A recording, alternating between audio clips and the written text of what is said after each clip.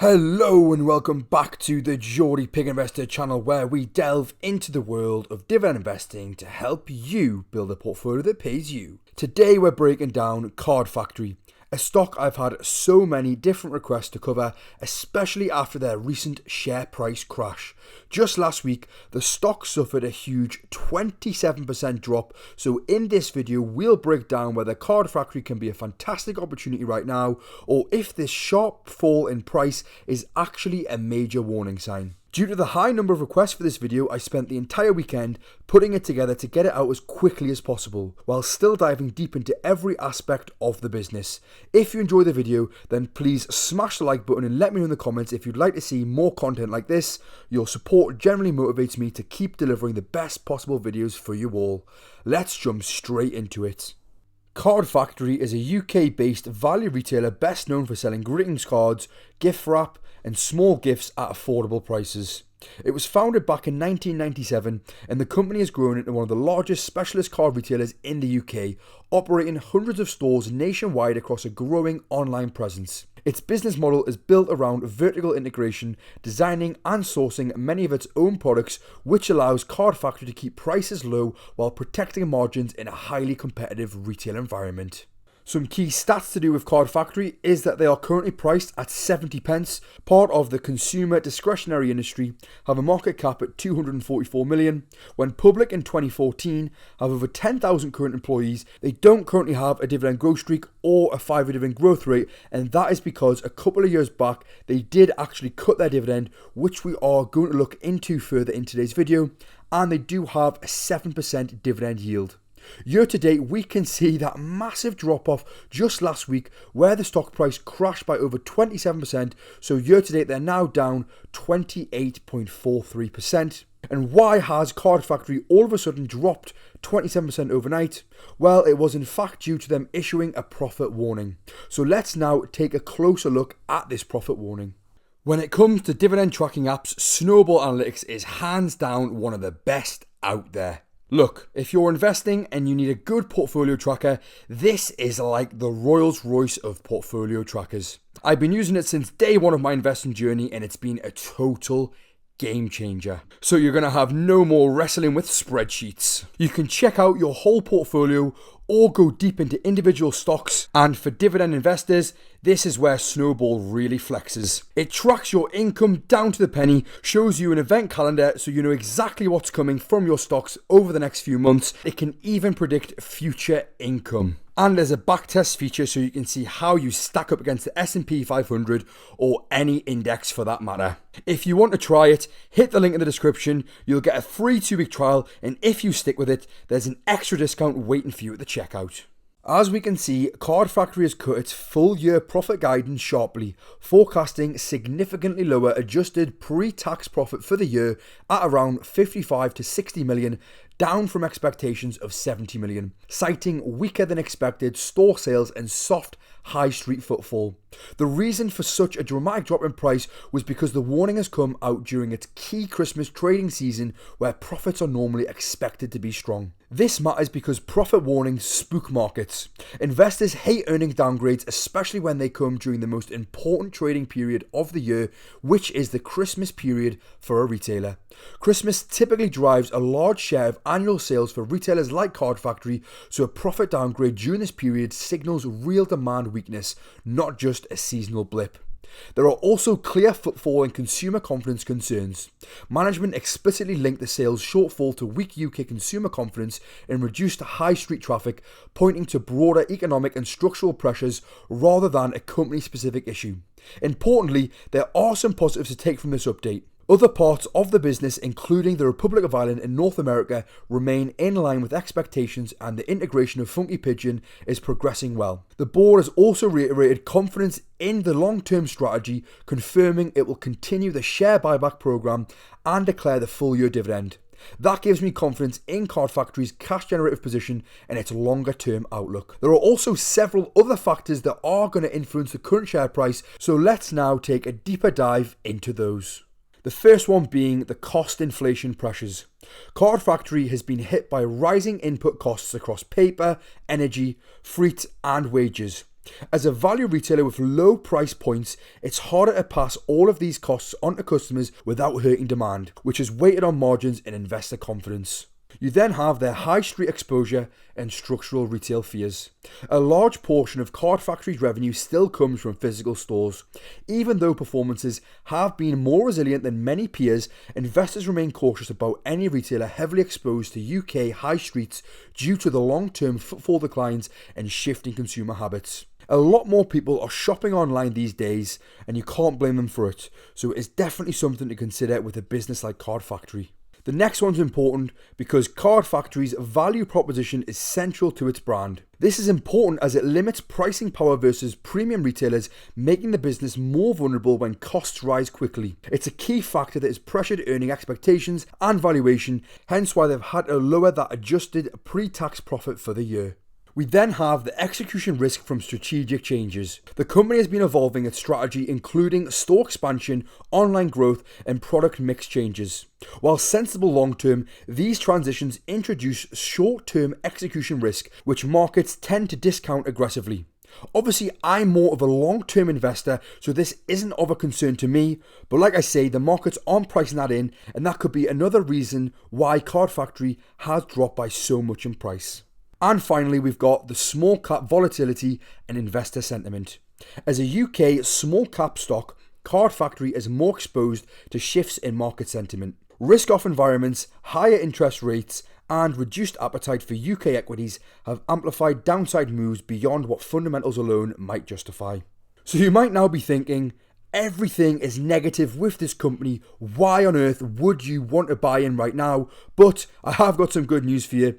We're now going to run through some of the reasons why I think you should consider Card Factory for your portfolio.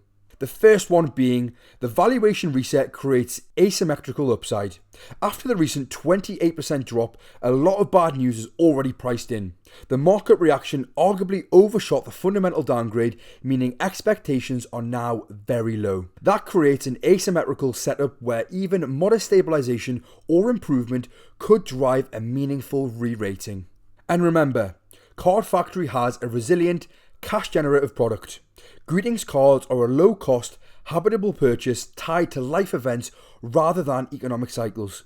Even in tougher environments, people still buy cards for birthdays, anniversaries, and seasonal events like the one shown on screen. This gives Card Factory a more defensive revenue base when compared to other ex-discretionary retailers. Another reason to consider Card Factory is their strong value proposition in economic headwinds. Card Factory's low price positioning actually becomes more relevant when consumers are under pressure. Trading down from premium retailers to value options can support volumes, helping Card Factory protect market share even when overall spending is potentially weak. And another key component for Card Factory is one that I mentioned earlier, which is their vertical integration. Unlike many retailers, Card Factory designs and sources a large portion of its own products. This vertical integration gives the company greater control over costs, product mix and pricing, a key advantage if input costs stabilize or fall, allowing margins to recover faster than the market expects. For me, this one is usually overlooked by a lot of people and really does add a lot of value to the company. And one that I actually mentioned earlier as being a potential risk could also be a reason why Card Factory is actually a good buy, and that is their high street exposure. Investor sentiment towards UK high street retail is extremely pessimistic. However, Card Factory has shown it can operate profitably at scale in physical retail. If footfall stabilizes or even slightly improves, the upside to earnings could be disproportionate given today's depressed valuation, leaving a fantastic opportunity right now in this stock. And finally, we've got the operational improvements are still underappreciated. Management has been working on store optimization, product mix improvements, and digital expansion. While near-term execution risk remains, these initiatives could improve profitability and efficiency over the medium to long term, like I mentioned earlier. Something the current share price barely reflects, and something that to me, as a long-term investor, are much more important when compared to short-term noise. So the bottom line is, Card Factory isn't without risk, but after the recent crash, the stock looks less like a broken business and more like a business going through a tough patch that the market is heavily punished. For investors willing to accept the volatility, it offers value, defensiveness, and recovery potential. Now let's have a closer look at the stock over on Stockopedia. Stockopedia has a quality, value and momentum score which assess a stock's investment appeal from 3 different angles. In Card Factory's case, we can see they have a quality score of 58, a value score at 97 and a momentum score that is only at 5, giving an overall stock rank at 52. Looking down, the platform breaks these scores out in more detail, showing the specific metrics used to evaluate growth and value. This is one of my favourite features as it highlights how a company stacks up against not only its industry peers but also against the wider market, helping build a much clearer picture. As we can see, they score very well on the PE ratio, PEG ratio, dividend yield, price to book value, price to free cash flow, and their EV to EBITDA, and that's scoring well not only against just the industry but also against the broader market. If we continue to scroll down, we can actually see the stock performs relatively well across the board for quality, with a good score for return on capital, return on equity and operating margin, alongside a good Piastri F score. However, what's dragging their overall quality score down is their Altman Z score and their earnings manipulation risk score. This is because their Altman Z score suggests caution is warranted, as liquid assets make up a relatively small portion of total assets and the firm's value does not compare favourable with its liabilities. And additionally, like I've just mentioned, Card Factory is rated as high risk on the earnings manipulation score. And of course, due to that massive share price drop last Friday, we can see their momentum score is massively down, which is why their stock rank is down by 35 points over the last 30 trading days. Now I'm going to dive into Card Factory's income statement to see how they've performed over the past few years. One thing I really like about Stockopedia is that it shows a full 10 years of financial reports, making it easy to build a clear picture of the company's long-term performance. One thing I like to see in a company is a revenue graph that trends steadily upward and to the right. And we can see that over the past couple of years, that's exactly what's been happening. During COVID, most high street businesses took a hit, so Card Factory was no exception to that, but the important part to see here is that since then, they have bounced back strongly and every year they've been able to steadily improve their total revenue while surpassing pre-COVID levels in 2023. And an even more important factor is the gross profit, as this number is telling us how much profit the company is walking away with each year.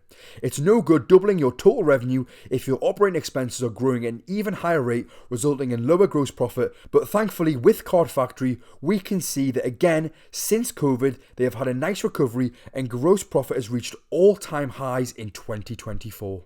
As a dividend growth investor, one of the key things I look for in a company is consistent dividend growth. One of the simplest ways to assess this is by reviewing a company's dividend payments over time and seeing whether those payouts have increased on a year-on-year basis. As shown on the chart, Card Factory's dividend history has been somewhat patchy. The company suspended dividends between 2020 and 2023 as it struggled with the impact of the pandemic. That said, I think this was a sensible and responsible decision at the time, helping to relieve pressure on the business. Since then, the company appears to be in a much stronger position. It's also reassuring to hear that even following the recent profit warning, the CEO has confirmed that both the share buyback program and dividend payments will continue going forward, and with a payout ratio only 38%, I am confident that dividends shouldn't be going anywhere anytime soon. Another important metric to check for me is dividend cover, which shows whether a company can comfortably afford its dividend payments. In Card Factory's case, this looks healthy with a dividend cover of 2.85. This means that for every £1 paid out in dividends, the company retains an additional £1.85. Personally, I would view a dividend cover below 1.5 as a potential red flag, as it would indicate the company has less than 50p spare for every £1 paid out. That said, acceptable levels can vary depending on the company and the sector, but in Card Factory's case, there's absolutely nothing to worry about.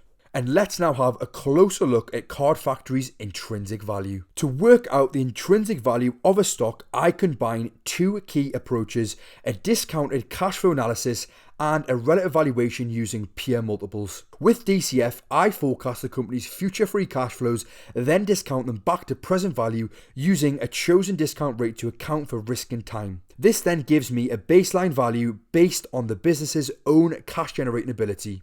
I then cross-check that with the relative valuation, looking at how similar companies are priced using ratios like PE, EV to EBITDA, or PFCF. By averaging the results from both methods, I get a more balanced and realistic estimate of what the stock is truly worth today, and when plugging in my numbers, we can see on the worst case scenario for Card Factory, they were valued at 158 GPX, which would be a 56% undervaluation on the current price.